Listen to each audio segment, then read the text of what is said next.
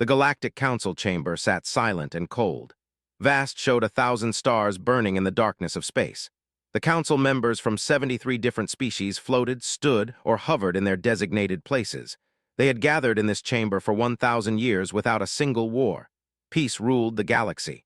They believed nothing could break this ancient order. Ambassador Brooks of Earth stood among them, watching their faces. He had warned them 3 times in the past 2 years. 3 times he had come to this chamber with intelligence reports, with data, with evidence.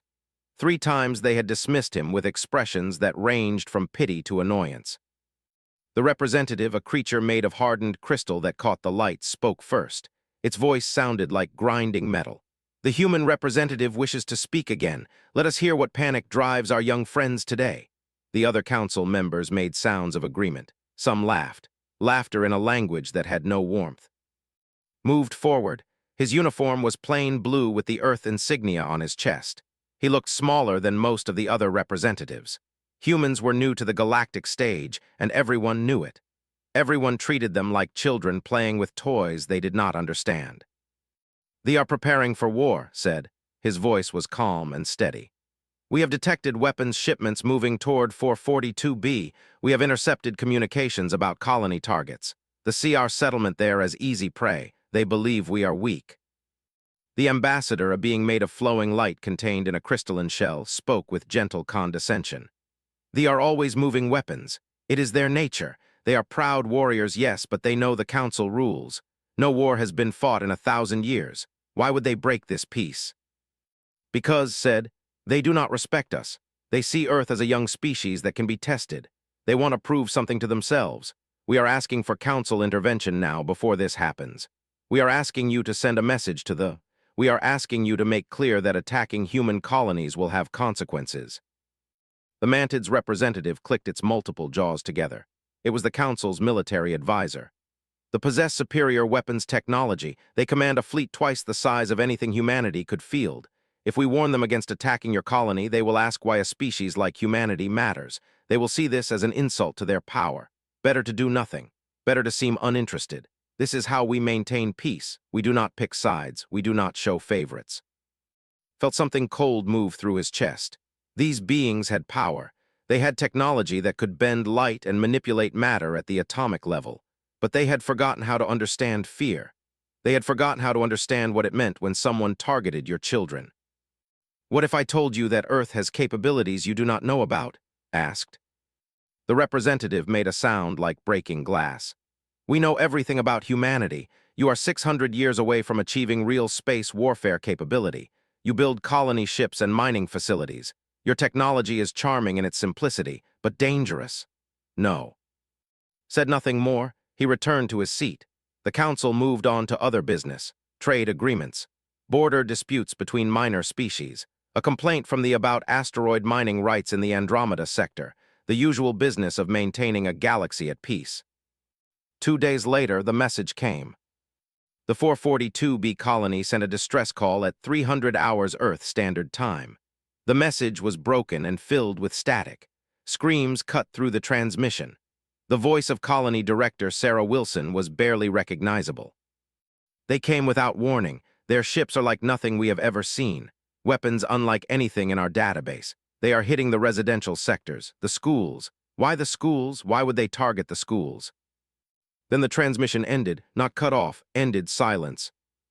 Within 1 hour, Earth Command had more information. 3 ships had emerged from a jump point near 442B. They had fired on the colony immediately. No demands, no communication, just pure destruction. The weapons tore through the colony's shields and struck the ground. Entire sections of the settlement vanished in explosions of blue and white light. The death toll was immediate and total. 3,000 colonists. Children, families, teachers, scientists, all of them dead in the first 17 minutes of the attack. The ships had left orbit after confirming that nothing remained that could transmit a distress call beyond a certain range. They did not know that Earth had listening stations scattered across the sector. They did not know that every weapon fire, every explosion, every moment of the massacre had been recorded. The Galactic Council received notification of the attack 12 hours later.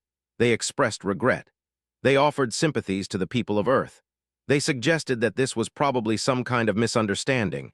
Perhaps they had confused the colony for something else. They did nothing. Commander Lisa Graham stood in Earth's Defense Command Center and watched the recordings. She watched families running from burning buildings. She watched children trying to hide in tunnels that offered no protection from weapons that could melt stone. She watched the end of a human colony. Her orders came from the highest levels of Earth's government. The words were simple and absolute. They had crossed a line that could not be uncrossed. They had killed human children. They had done so while the Galactic Council watched and did nothing. Earth was going to show both thee and the Galactic Council what happened when you underestimated the will of humans to protect their own. The age of Earth accepting its place as a minor species in a galaxy that did not respect them was over. Commander Graham opened the secure communication channels. She activated codes that had been locked away in Earth's military systems for decades. She sent a single command to every automated weapons platform that humanity had secretly placed throughout known space. The command was brief. It contained no anger, no emotion, no mercy. It was simply the activation sequence that would change the balance of power in the galaxy forever. Phase 1 was about to begin. The Galactic Council were about to learn that they had made a terrible mistake that was called Prime. It hung in space like a dark pearl, wrapped in crimson clouds and ringed by orbital defense stations. For 300 years, no enemy had dared approach Prime. The Navy was legendary across the galaxy. They had won every battle they fought. They had crushed every rival that stood against them. They were the predators, and all others were prey. That was about to change. Captain Daniel Foster sat in the command center of the tactical operations vessel called Vanguard 1. The ship was small by standards, but it was not a ship. It was human, built in secret shipyards orbiting Venus, equipped with technology that did not exist in any public database, crewed by soldiers and engineers who had trained for this exact moment for 15 years. Around him, officers worked in controlled silence. They knew what was about to happen. They knew they had been given orders that would shake the galaxy to its core. They had no doubt, no hesitation. The recordings from 442B had shown them all they needed to know about the nature. Daniel opened a secure channel to Earth Defense Command. Commander Lisa Graham's face appeared on the screen. She looked tired, but her eyes were sharp and focused. Vanguard 1 is in position, Daniel said. All automated strike teams are ready, targeting systems locked. We are waiting for final authorization. Lisa Graham nodded. Authorization confirmed. Execute protocol retribution. May we remember those we lost. Daniel closed the channel. He looked at his officers. He saw determination on their faces. He saw anger held firmly in check. He saw people who understood that what they were about to do would change human history forever. Begin simultaneous strike pattern Omega, Daniel commanded. All targets fire on my mark. 320 automated weapons platforms moved into space at the same moment. They had been positioned there for years, hidden behind moon-sized asteroids and in the debris fields between planets.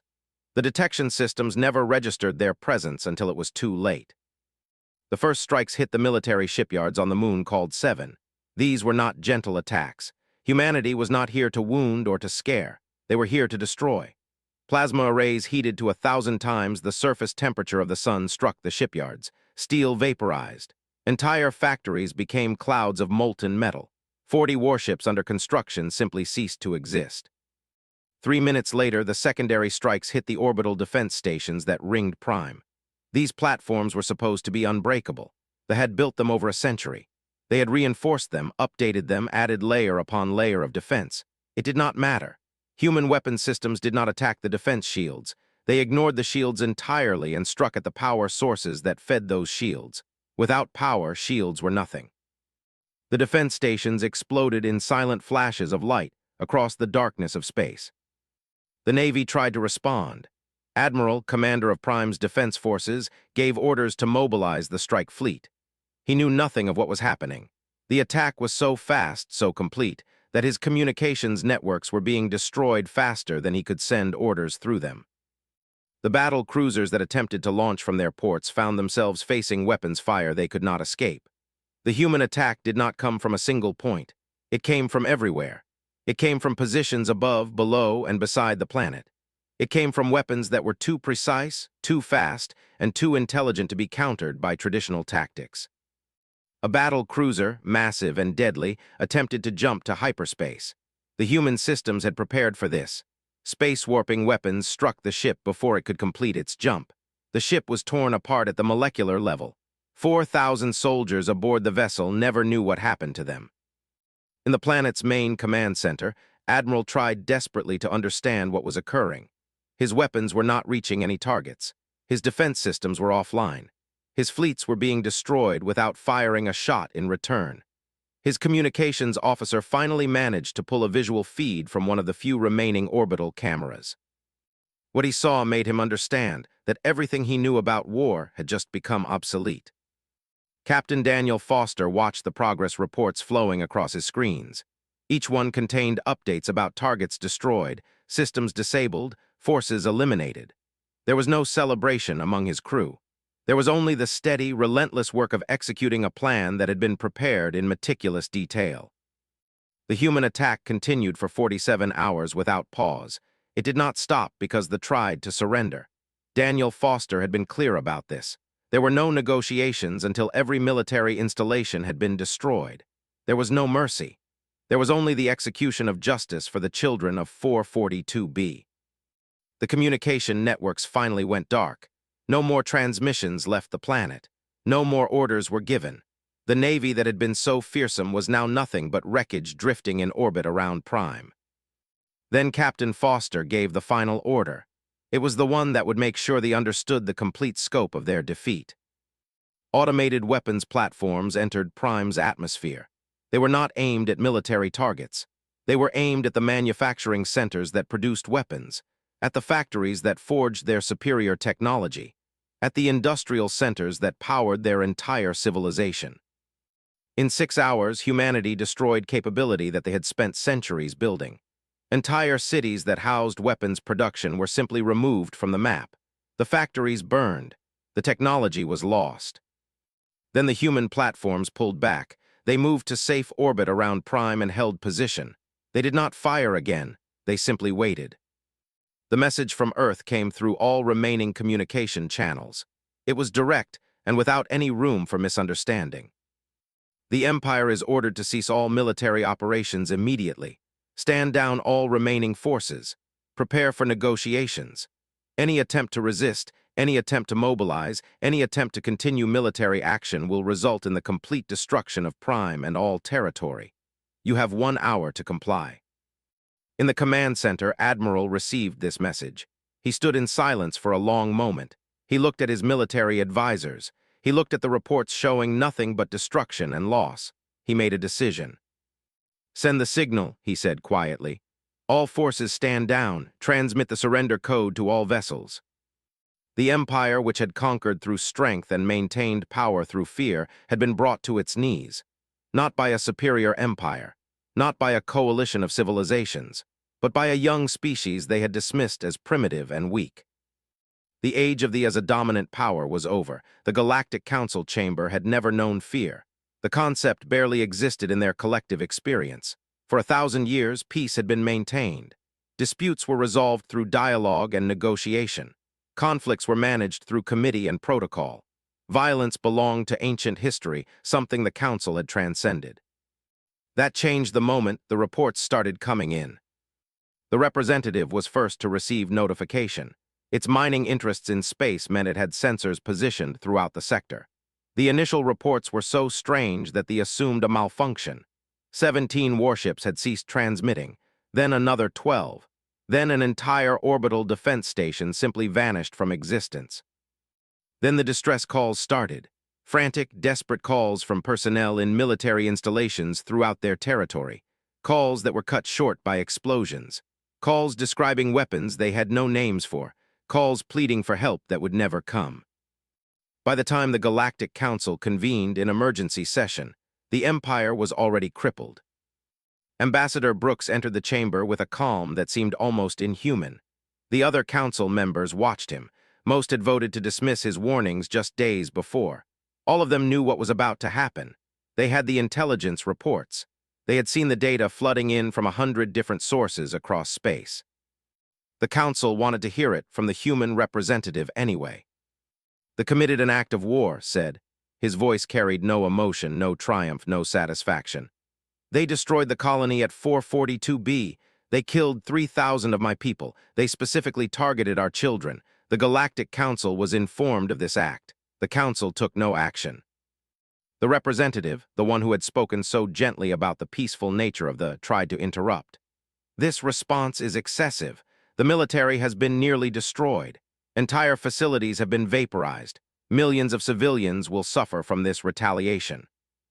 "The 442B colony also contained families," said. "The families were destroyed in the first 17 minutes of the attack. They knew exactly what they were targeting." The Mantid's representative clicked its jaws together. It was frightened. The military advisor of the Galactic Council was genuinely frightened. "How is this possible?" it demanded. "They possess a military force that rivals the Council's own capabilities. How has a single species, a young species, destroyed them so completely?" Before it could answer, a new voice cut through the chamber. It came through every communication channel simultaneously. The voice belonged to Director Helen Price of Earth's Strategic Defense Division. She spoke from across the galaxy, from Earth itself, using technology that allowed her to address the Council as if she were present in the chamber. "Because," Helen's voice said, "they were looking at the galaxy with old eyes.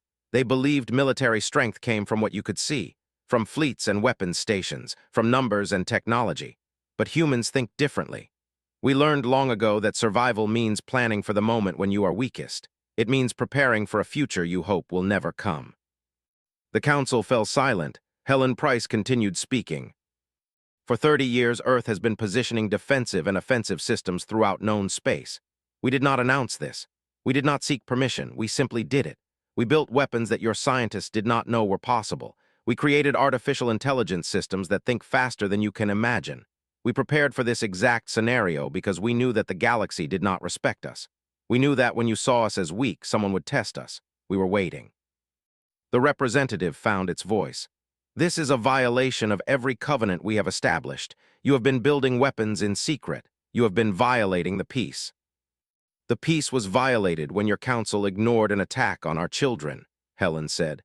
"The peace was violated when you decided that humanity did not matter enough to protect. Your covenants meant nothing when they did not apply to us." The representative tried to speak with diplomacy.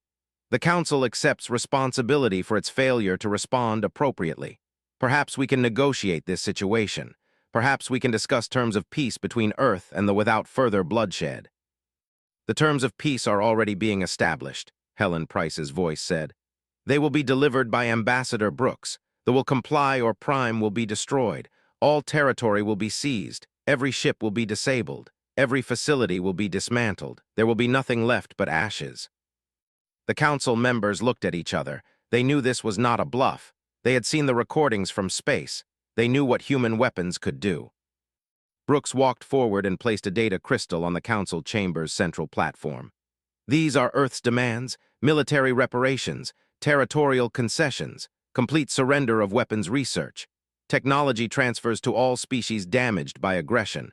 They will comply or face annihilation." "And if we attempt to stop this?" the Mantid's representative asked. Its voice was very quiet. "Then you learn that Earth's weapons are not limited to territory," Helen Price said. "Earth's defensive arrays can reach every star system you claim as your own. We have shown you what we can do with the. We have no wish to demonstrate this to the rest of the galaxy, but we will if necessary." The council chamber was absolutely silent. In 1,000 years of peace, no one had ever spoken to the Galactic Council in this manner. No one had ever threatened them directly. No one had ever possessed the capability to do so. The representative accessed the military assessment data that was being quietly transmitted through secure channels. The assessment was clear and devastating. If the Galactic Council attempted to move against Earth, if they tried to use their combined forces against humanity, the human weapons systems positioned throughout known space would strike their home worlds simultaneously. The Council's own planets would burn. "What happens now?" the representative asked quietly. "Now," Brooks said, you watch the surrender. You watch them comply with every demand. You watch them give up everything they fought to build. And you learn the lesson that should have been learned days ago. Never dismiss a species because you think they are weak. Never underestimate the will of a people protecting their children. Never ignore an attack on the innocent because you think it is beneath your notice. He paused, letting the weight of his words settle over the chamber. The age of the Galactic Council ruling through indifference is over. The age of humanity accepting a lesser place in this galaxy is over. Everything changes today. The Council members had no response. They could only watch as the reports continued to come in from space. They could only wait and see what humanity would do next. 3 days after the last weapons installation was destroyed, Ambassador Brooks stood before the Galactic Council for what everyone believed would be his final address as humanity's representative. The chamber was filled with every species that held a seat on the council. Some had sent physical representatives. Others appeared as holograms projected from their home worlds. All of them listened to what had to say. They had surrendered completely. Their military was gone. Their production facilities were vaporized. Their government had agreed to every single demand that Earth had placed upon them. The empire, which had held power for centuries, was now subject to occupation and military governance by Earth forces. Began to speak. The Galactic Council has existed for 1,000 years. In that time, you have created a system of rules and protocols, a hierarchy based on technological advancement and military capability, a structure that assumes the strongest always rules and the weak must accept their place. This system created peace because no power was strong enough to challenge the status. He walked slowly across the chamber platform. Every eye was on him. But this system was built on a fundamental assumption that was proven wrong 4 days ago. You assumed that species could be ranked by their technology, that a species with older weapons, with smaller fleets, with less advanced manufacturing was simply weaker. You were incorrect. The Mantid's representative tried to interrupt, but continued speaking. You looked at Earth and saw primitive technology. You saw a species that had only recently mastered space travel. You saw colonists and miners. You saw people struggling to establish settlements on harsh worlds. You concluded that we were weak. That conclusion has cost the Empire everything. Pulled up data on the Council chamber's screens. Images appeared of Earth's orbital defense platforms, weapons designs that no Council member had ever seen before. Technology that seemed to defy the laws of physics that everyone believed governed the galaxy. Earth developed technology you do not possess, technology that your scientists cannot explain. We did this while you believed we were primitive. We prepared this while you watched us build colonies and mining operations. We hid our true capabilities while you assumed we were learning to live in your galaxy on your terms. The representative asked the question that everyone was thinking. Why? Why would you build weapons in secret if you sought to be a peaceful member of this community? Because, said, Earth is a world that has taught us something you have forgotten. On Earth, we faced ice ages that killed billions. We faced asteroid impacts that almost destroyed our civilization. We faced plagues that swept across our continents. We faced wars between ourselves that nearly ended our species. We learned that the universe is not always kind. We learned that evil exists. We learned that sometimes you must be prepared to defend yourself because no one else will do it for you. He activated another display. It showed the recordings of 442B. It showed colonists running from destruction. It showed children trying to escape from weapons they could not fight. It showed the colony being erased from existence in 17 minutes. The Council knew this would happen, said. We warned you. You dismissed the warning because you did not believe that a species like the would violate the rules, but you were wrong. They respected only strength. They attacked our colony because they saw weakness. They targeted our children because they believed children of a young species would be undefended. Paused, his eyes swept across every council member present. Earth responded with the only language they understood. Strength, force, absolute capability. We showed them that attacking our children would result in the destruction of everything they valued. They were not unique in this mindset. All of you understood the same calculation. All of you assumed that Earth would suffer this attack and simply accept it. All of you believed that species like Earth must simply endure what stronger species impose upon them. The representative spoke. You have made your point. You have proven that you are not weak, but this display of force has destabilized the entire galaxy. Other species will now fear you. Some will see you as a threat to be eliminated before you become more powerful. You have made yourself the enemy of civilizations that might have become your allies. Perhaps, acknowledged. But we have also established something very important. We have established that humanity cannot be ignored. We have established that attacking human colonies will result in complete retaliation. We have established that Earth will not accept a secondary role in this galaxy because we are young. He walked to the center of the chamber platform. The Galactic Council created a system based on hierarchy and assumed power. That system allowed the strong to prey on the weak because it assumed the strong had earned their position through some natural order. But there is no natural order. There is only capability and will. Earth has proven we possess both. The question now is what the Council will do with this knowledge. The silence in the chamber was absolute. The Council members waited to explain what Earth wanted, what humanity would demand from them now that the balance of power had shifted. Earth asks for recognition, said. We ask to be treated as a full peer to any species in this chamber. We ask that the Council establish protocols that prevent species from attacking human citizens without consequences. We ask that human territory be respected and defended under Council law just as thoroughly as the territory of any ancient power. He paused, and we ask that all species understand the true nature of humanity. We are not the docile, peaceful newcomers that you assumed we were. We are a species born from a harsh world. We are people who will protect our children above all else. We are people who will face any enemy, no matter how powerful, to defend our own. We are people who will never accept subjugation, never accept being treated as lesser, never accept that our lives matter less than the lives of older species. The Council members began to understand what had actually happened. This was not simply about military capability. This was about a species declaring that the old rules no longer applied to them. This was about humanity stepping out of the role that had been assigned to them and claiming a new position of power and respect. Director Helen Price's voice came through the communication channels one final time. The people of Earth accept the need for peace. We accept our role as a member of the Galactic Council, but we will not accept disrespect. We will not accept being ignored when our people die. We will not accept that the rules that protect established powers do not apply to us. The age of humanity as observers in this galaxy is finished. We are now participants. We are now powers to be reckoned with. The Council would do well to remember this. The chamber fell silent. The surrender was finalized. The Galactic Council voted unanimously to accept Earth's demands. They did so not because they agreed with, but because they now understood what happened to species that refused to accommodate Earth's rise to power. The galaxy had entered a new age, an age where a young species had proven that age and tradition were not the only measures of strength, an age where the Galactic Council's ancient assumptions had been challenged and found lacking. An age where humanity had announced itself as a force that could not be dismissed or ignored. 6 months after the destruction of the military infrastructure, the galaxy settled into a new equilibrium. It was not the peace that had existed before. That peace had been built on the assumption of a stable hierarchy, a system of rules that everyone understood and accepted. This new peace was different. It was built on careful calculation, on awareness, on the recognition that the rules had changed.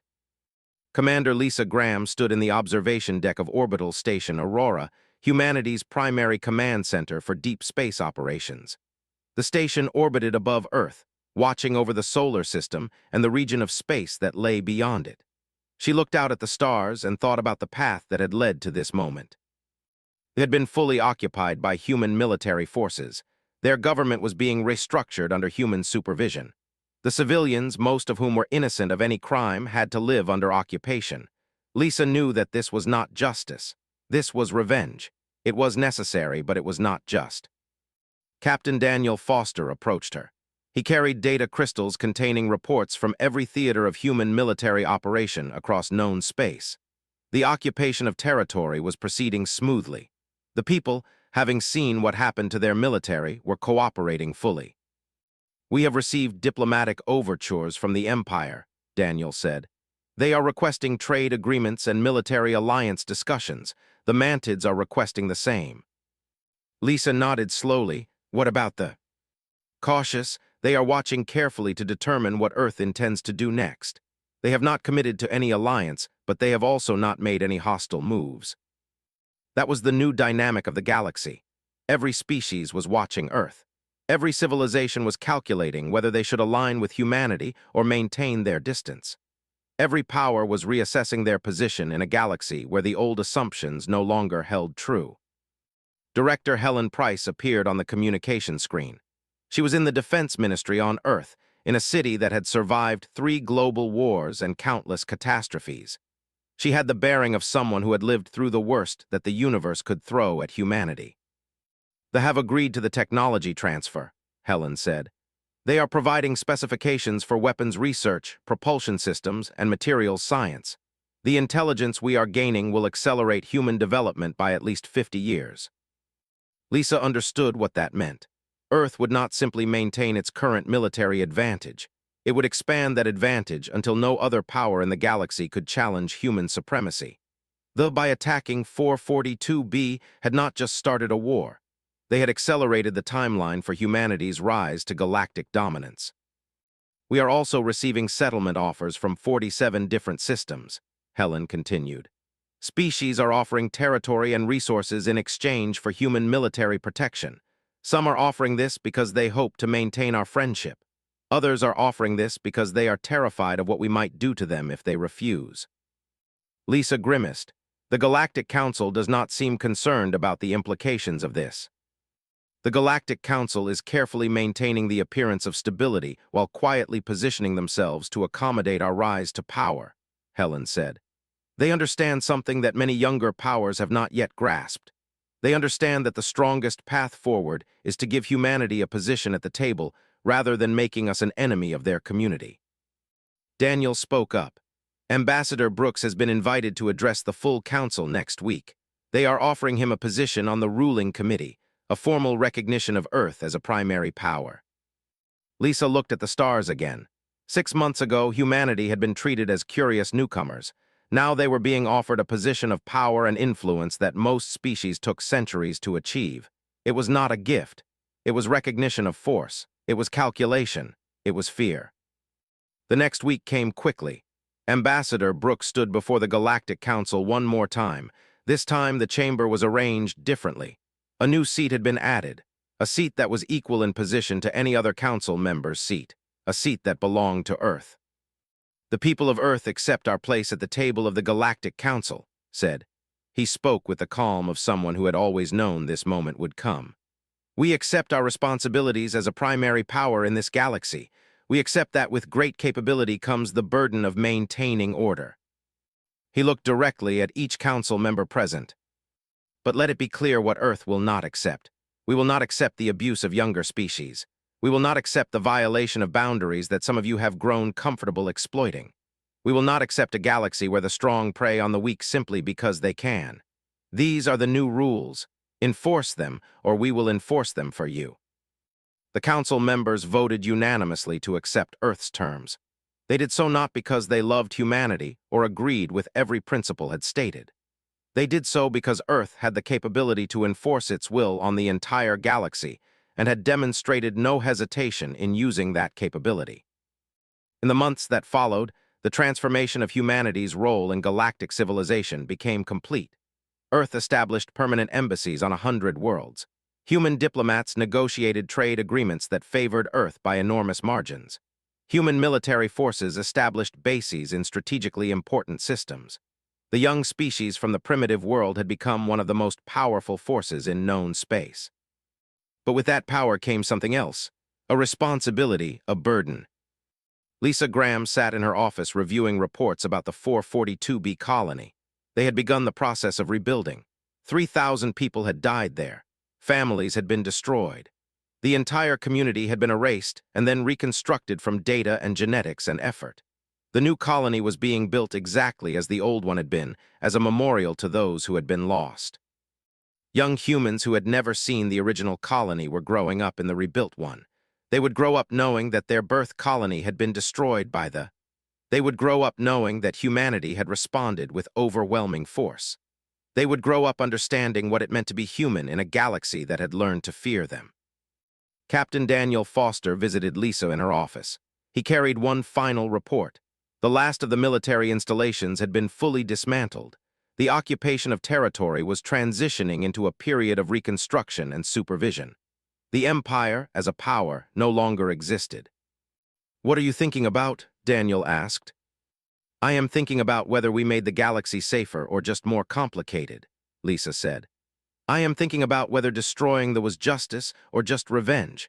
I am thinking about whether Earth will use its power wisely or whether we will become what we were so angry at the Council for being. Daniel nodded. He understood the weight of these questions. We will not know the answer to any of these questions for a very long time, he said. But we know one thing for certain. We know that humanity will never again be dismissed. We know that the galaxy now understands what humans are capable of. We know that our children will grow up in a galaxy where attacks on them carry consequences that cannot be ignored. Lisa looked at the reports from 442B. She saw the names of the colonists who had died. She saw pictures of the children whose lives had been cut short. She saw what had been lost and what had been rebuilt. Then at least we have accomplished something, she said quietly. At least we have made it clear that humanity will never again accept the role of victims. Whatever comes next, the galaxy knows that now. The message had been sent across every communication channel in the galaxy, in 47 different languages, transmitted to 1 million different worlds. It carried the weight of human determination, human capability, and human will. Humanity had arrived on the galactic stage, not as observers or colonists or students learning the ways of an ancient civilization. Humanity had arrived as a power to be reckoned with. They had arrived as protectors of their own. They had arrived as a species that would never again allow itself to be underestimated or ignored. The galaxy would spend the next 1,000 years adjusting to this reality, and in all that time, no species would ever forget the lesson that Earth had taught them. The lesson that some lines cannot be crossed. The lesson that some species will defend their children above all else. The lesson that humanity had written in fire across the stars.